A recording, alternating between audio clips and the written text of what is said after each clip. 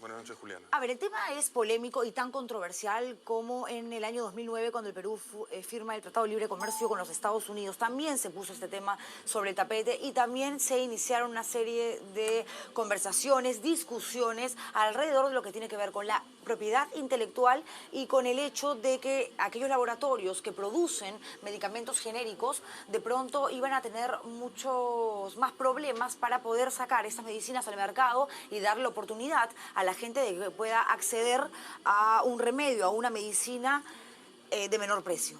Correcto. Bueno, efectivamente, como bien recuerdas, el año 2009, cuando se aprobó el TLC con los Estados Unidos, las mismas voces, las mismas compañías, los mismos gremios y las mismas ONGs antipropiedad intelectual se dedicaron a satanizar el TLC y hablar de los mitos. Desaparecerán los genéricos, se incrementará y multiplicará catastróficamente el precio de los medicamentos, se generarán monopolios y nada de eso sucedió. Por el contrario, en 6 años de vigencia que tenemos TLC, y tengo las cifras duras del propio gobierno, tenemos un estudio que muestra que el gasto público en salud no se ha incrementado durante la vigencia del TLC, a pesar de que ha crecido la población, su edad y la cobertura en medicamentos. Y por el contrario, en nuestro mercado se ha generizado, es decir, actualmente el 70% del mercado es un mercado de genéricos. Hay amplísima competencia y ese incentivo que se generó con el TLC, disculpa para terminar, Sí. trajo 50 nuevas entidades químicas. Pero ¿por qué pensar que con el TPP la cosa se va a mantener o incluso se va a mejorar si lo que va a suceder es que evidentemente la protección de la propiedad intelectual va a ser todavía más fuerte? Bueno, eso es cuestión de ópticas. Según la cobertura periodística tenemos acceso limitado al resultado del TLC. Lo que aparentemente está claro es que la propuesta inicial norteamericana no prosperó, que era maximalista, ¿no? A lo que deberíamos apuntar, pienso yo, pero era maximalista y lo que nos han dado es un resquicio de protección adicional de repente que no me parece verdaderamente significativo. Habría que ver los textos finales, ¿no? Claro, es que eso es justamente, creo yo, lo que está generando tanto temor en el mercado. ¿Por qué? Porque evidentemente si se mejora la protección de la propiedad intelectual, quienes evidentemente se van a beneficiar son aquellos que investigan y crean medicamentos y que obviamente existiendo la figura de la protección de la propiedad intelectual, perdón, pueden mantenerse como exclusivos en el mercado, donde evidentemente también hay una dinámica por mucho más tiempo. Entonces, los otros laboratorios que copian, digamos, la fórmula, van a demorar mucho más tiempo en poder producir medicinas, evidentemente también más baratas, y que puedan estas ser de alcance de aquellas personas que no tengan suficiente poder adquisitivo. Claro, en realidad no es que se beneficie solamente el laboratorio innovador, sino se beneficia todo el mercado porque se genera este círculo virtuoso del que te venía refiriendo, ¿no? La propiedad intelectual genera un incentivo poderoso para la investigación. Tú investigas, desarrollas nuevos productos, generas competencia, porque cuando entran nuevos productos inmediatamente se genera competencia. No es que se creen monopolios, por el contrario, se genera competencia. Al cabo de un tiempo se pierde esa exclusividad y entran a tallar los genéricos. Entonces, digamos, cada uno cumple su rol en este círculo virtuoso del que el mayor beneficiario es el paciente. Pero usted lo ha dicho, efectivamente es un círculo virtuoso y es difícil, por lo tanto, prever qué es lo que pueda suceder, porque tiene una propia dinámica y funciona de acuerdo a una oferta, a una demanda y así sucesivamente. ¿Qué pasará, por ejemplo, en el caso de las medicinas oncológicas? Forosalud ha advertido que estas pueden llegar a costar un 55% más de lo que están ahora en cualquier farmacia. Y claro, uno dice, perfecto, pero si un laboratorio crea una fórmula que mañana se presente en una medicina oncológica, y obvio, ante esta situación, otros laboratorios quieran copiar la fórmula y producir medicinas similares. Pero si esos otros laboratorios se demoran en llegar o simplemente no tienen interés en copiar, en clonar esa fórmula, ¿qué va a pasar con los que no tienen otra alternativa que comprar la medicina del laboratorio?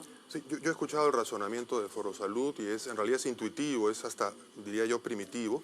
Yo he tratado de consultar con ellos qué estudio tienen, no tienen ningún estudio, o por lo menos ningún estudio serio. Lo que sucedió en la realidad con la entrada en vigencia del TLC con Estados Unidos el 2009, que trajo consigo la protección de los datos de prueba, precisamente con las drogas oncológicas, es que en un estudio del INDECOPI, que es, digamos, la entidad, la agencia de mayor credibilidad o una de las mayor credibilidad en el país, es que de 21 medicamentos oncológicos, por el ingreso de competencia, 20 bajaron sus precios hasta en 50%, solo uno quedó igual. Eso es lo que pasó con los oncológicos hace 6 años con una protección incrementada de datos de prueba. Bueno, en Canadá, por ejemplo, se sabe que se incrementó también la protección de datos de prueba regulatorios en 8 años, pero se produjo una reducción de gastos en medicamentos, algo similar a lo que usted acaba de expresar. Pero repito, eso es algo que nadie puede prever. O sea, puede suceder, darse un escenario parecido al de Canadá o al de el 2009, cuando se firma el Tratado de Libre Comercio con los Estados Unidos, pero puede también de pronto aparecer o darse una coyuntura totalmente diferente porque el mercado, repito, tiene su propia dinámica. Sí. Ahora, la dinámica del mercado no se dicta en Perú, es una dinámica internacional. Así como la investigación y desarrollo se produce en muchísimos países a nivel mundial, la dinámica del mercado también se produce a nivel mundial. Los precios de Perú son muy similares a los precios internacionales. Las diferencias son menores, dependerá pues del tamaño del mercado, del IGB, que en algunos países no hay, de alguno que otro control, de la facilidad de acceso al mercado, barreras burocráticas, retraso regulatorio en DIGEMIT, factores micro.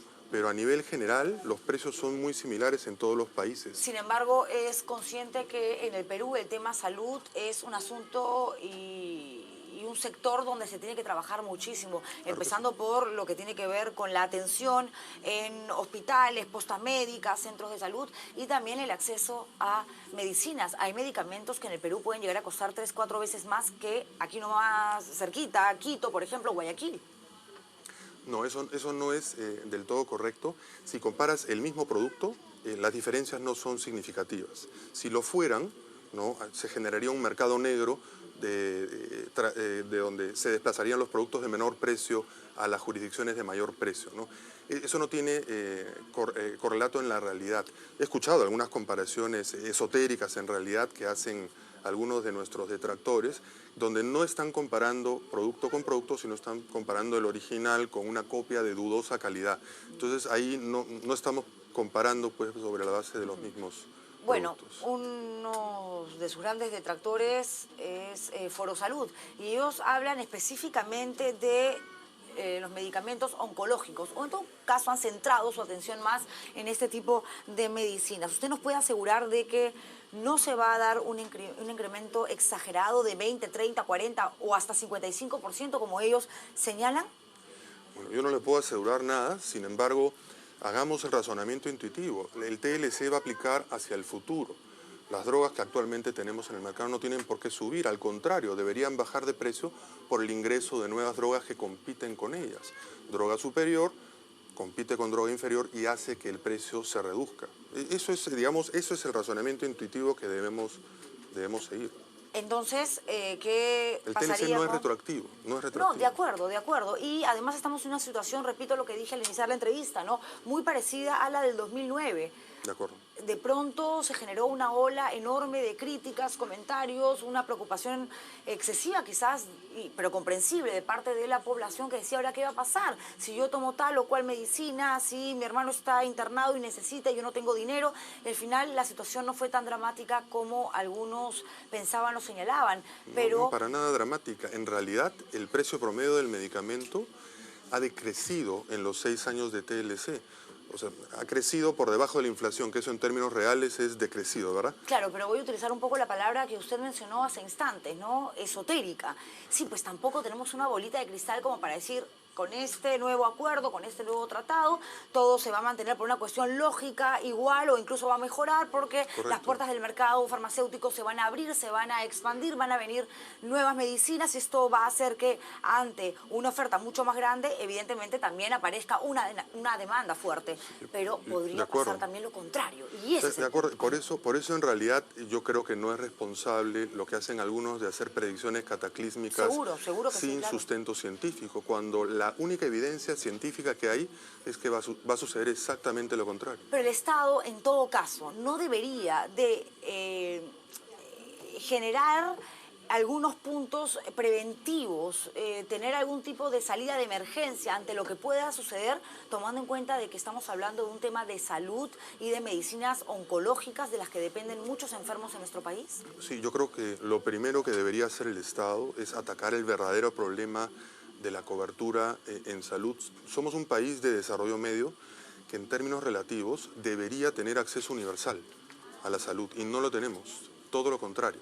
Somos el penúltimo país en inversión en salud como porcentaje del Producto Bruto Interno en la región, ¿no? Nuestra gestión es paupérrima.